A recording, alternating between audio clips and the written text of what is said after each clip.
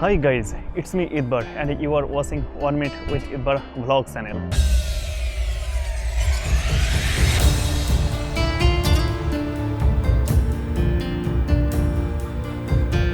আজকে আমি আছি পর্তুগালের সবথেকে প্রাচীন শহর যেটা হচ্ছে পোর্তো শহরে।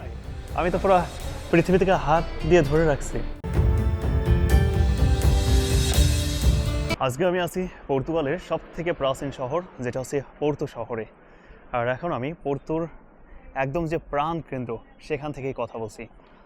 ইতিপূর্বের যে ব্লগটা দেখছেন সেখানে আমরা পোর্তোর ঐতিহ্যবাহী কিছু জিনিস দেখেছি, আর আজকেও আমরা ঐতিহ্যবাহী জিনিসটা দেখব। তবে পোর্তো শহরের সবথেকে প্রাচীন একটা লাইব্রেরি রয়েছে, যেই লাইব্রেরিটাকে বলা হয় শুধু পোর্তো শহরের নয়, এটাকে বলা হয় পুরো পর্তুগাল সহ ইউরোপের সবথেকে প্রাচীন লাইব্রেরি, যেটা তৈরি হয় 1869 সালে।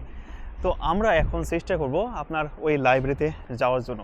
তবে ওই লাইব্রেরি যাওয়ার আগে এখানে যে আপনার মানে খ্রিস্টানদের যে ধর্মীয় কি চার্চ আছে সেই চার্চটা একটু আমরা ঘুরে ঘুরে দেখতে চাই, যেখানকার চার্চগুলো কেমন মূলত, যেটা মনে করেন আপনার 200 বছর আগে হতে পারে, 300 বছর আগে হতে পারে, ঠিক তেমনই।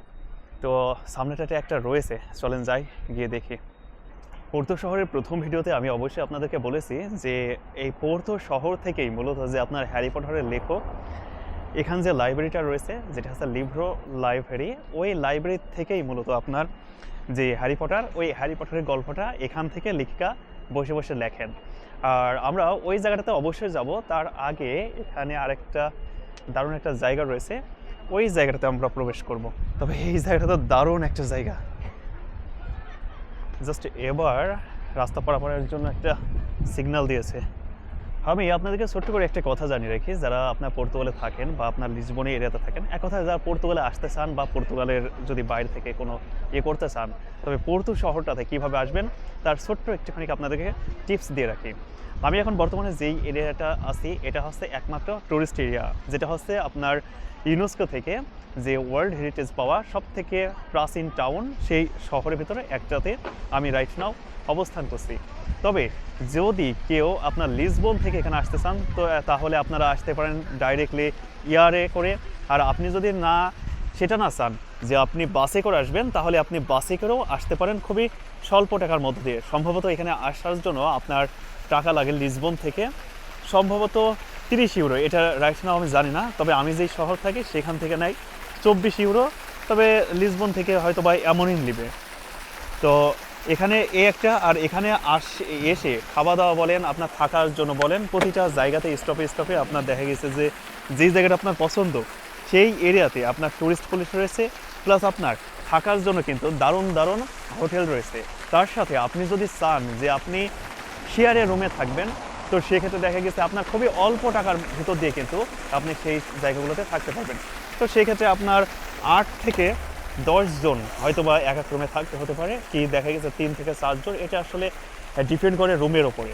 তো সেক্ষেত্রে দেখা গেছে আপনার 5 ইউরো বা 6 ইউরো এইরকম, কি 10-15 ইউরো এইরকম লাগতে পারে। এটা আসলে মানে জায়গা কাল পাত্র ভেদে, কিন্তু সব জায়গাতে মনে করেন যে 5 ইউরো বা 7 ইউরো এমনটা নয়, কিন্তু কোনো কোনো জায়গাতে দেখা গেছে 22 ইউরো নেবে আপনার থাকার সাথে সাথে সকালে যে নাস্তাটাও তারা করিয়ে দিবে।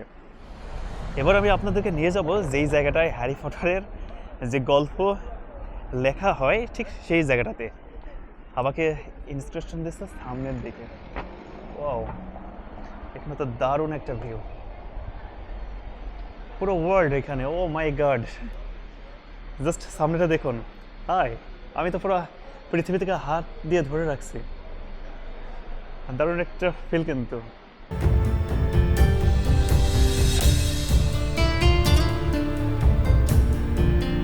এই সবুজ কালারটা সম্ভবত অস্ট্রেলিয়া। আর আমাদের বাংলাদেশের চিহ্নটা একটু দেখিয়ে দিন, যেখানে আমাদের বাংলাদেশের চিহ্নটা দেখতে পাওয়া যাবে কি না। আমাদের বাংলাদেশের চিহ্ন ওপরে এই সাইডে আপনার আমেরিকা, ব্রাজিল, আপনার সেই ইউনাইটেডের এরিয়া দেওয়া, আর আমাদের বাংলাদেশের চিহ্নটা উপর সাইডটাতে দেওয়া। কি বলবো ভাই রে ভাই, মানে মন টন আপনার ভরে যাচ্ছে। এমন একটা জায়গাতে আজকে এসেছি পোর্তো শহরের, যেই জায়গাটা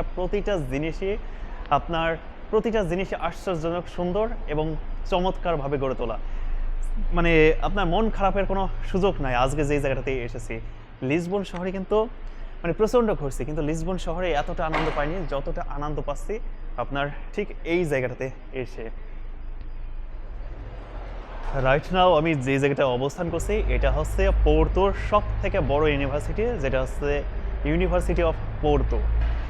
মানে এখানে আপনার পাশাপাশি যেগুলো দেওয়া আছে এগুলো হচ্ছে ছাত্রছাত্রীদের জন্য আপনার দোকান দেওয়া রয়েছে, যেমন বই, তারপর আপনার এক কথায় যাবতীয় জিনিসই এখানে দেওয়া রয়েছে, পোশাক টোশাক শুরু করে বিভিন্ন ধরনের যেগুলো লাগে আর কি, সব ধরনের জিনিসই এখানে দেওয়া আছে।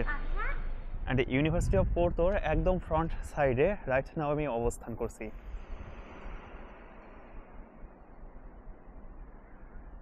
আমি ইতিমধ্যে কয়েকজনকে জিজ্ঞেস করছি যে আপনার লাইব্রেরিটা কোন দিকে, তো ঠিকঠাক কেউ দিতে পারেনি, উত্তর দিতে পারেনি।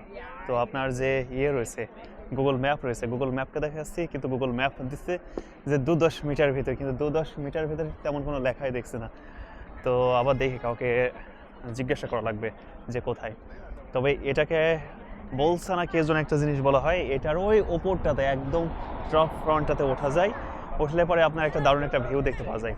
তো আমি যখন 2023-এর দিকে একবার এসেছিলাম, 2বার এসেছিলাম, আসার পরে এখানে ঢোকার জন্য আপনার মানে আগে থেকে টিকিটটা কেটে নেওয়া লাগে, সেটা হতে পারে 2 দিন বা 1 দিন আগে থেকে, কেননা খুব স্বল্প পরিমাণ লোকজনকে তারা এই ভেতরটাতে অ্যালাউ করে, যেটা মানে এখন গিয়ে যদি আমি টিকিট নিতে চাই তাহলে সেটা কখনোই সম্ভব হবে না। তো এইটা আসলে হচ্ছে না আজকে আর কি।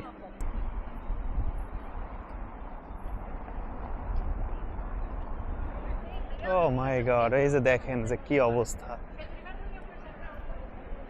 এবার আপনি জাস্ট লক্ষ্য করে দেখেন যে এই লাইব্রেরির ভিতর ঢোকার জন্য কি অবস্থা। তো আমি তো চান্স পাচ্ছি না, নির্ঘাত, এটা গ্যারান্টি সহকারে বলা হয়ে যাচ্ছে যে আমার দ্বারা আর চান্স হচ্ছে না। ইউনিভার্সিটি দেখা, লাইব্রেরি দেখা শেষ।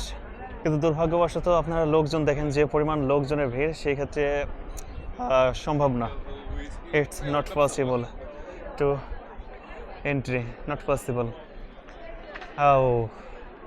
তবে এখানে ঢুকতে পারলে অবশ্যই ভালো লাগতো, যদিও 10-15 টাকা ব্যাপার না, আপনাদেরকে দেখাতে পারতাম বিশ্বের সব থেকে সুন্দর যে লাইব্রেরি সেটা, কিন্তু দুর্ভাগ্যবশত সেখানে ঢোকা সম্ভব হচ্ছে না কোনো মতেই। আমার পিছনটাতে দেখেন, এই সামনেরটাতে যতগুলো লোক, মানে দেখা গেছে যে দল প্রথমে ঢুকছে ওরা বের হবে, তারপর পুনরায় এরা আবার ঢুকবে। তো আসলে আমি চেষ্টা করছিলাম যে আপনাদেরকে নিয়ে ভেতরটাতে প্রবেশ করব, কিন্তু ভেতরটার সামনেটাতে দেখতে পেয়েছেন যে পরিমাণ ভিড় রে ভাই, তো সেক্ষেত্রে আমার যাওয়া সম্ভব নয়, কেননা আমি এসেছি প্রায় 200 থেকে 250 কিলোমিটার দূর থেকে। তো সেই জায়গাতে আবার পুনরায় আমাকে ব্যাক যেতে হবে। তো সেই ক্ষেত্রে যদি এখন যদি ভেতরটা ঢোকার আশা করি, তাহলে দেখা গেছে ঢুকতে ঢুকতে আমার 7টা বা 8টা বেজে যাবে, তো আমার বাড়িতে যাওয়ার স্বপ্ন শেষ হয়ে যাবে। তো বন্ধুরা, ভিডিও দেখতে দেখতে একদম ভিডিও শেষ পর্যায়ে চলে এসেছি। আজকের এই ভিডিও আপনার কাছে কেমন লাগছে অবশ্যই কমেন্ট করে জানিয়ে দিন। যদি ভিডিও ভালো লাগে তবে অবশ্যই একটা লাইক দিয়ে দিন। আর আপনি যদি এই চ্যানেলের নতুন দর্শক হয়ে থাকেন তবে অবশ্যই চ্যানেলটিকে সাবস্ক্রাইব করুন এবং পাশে থাকা বেল আইকন বাজিয়ে রাখুন। আপনি যদি ফেসবুকের পেজ থেকে ভিডিওটা দেখেন তবে অবশ্যই ফলো বাটনটি বাজিয়ে রাখুন এবং নতুন ভিডিও উপভোগ করুন। ধন্যবাদ এতক্ষণ ভিডিওর সাথে থাকার জন্য। আল্লাহ হাফেজ।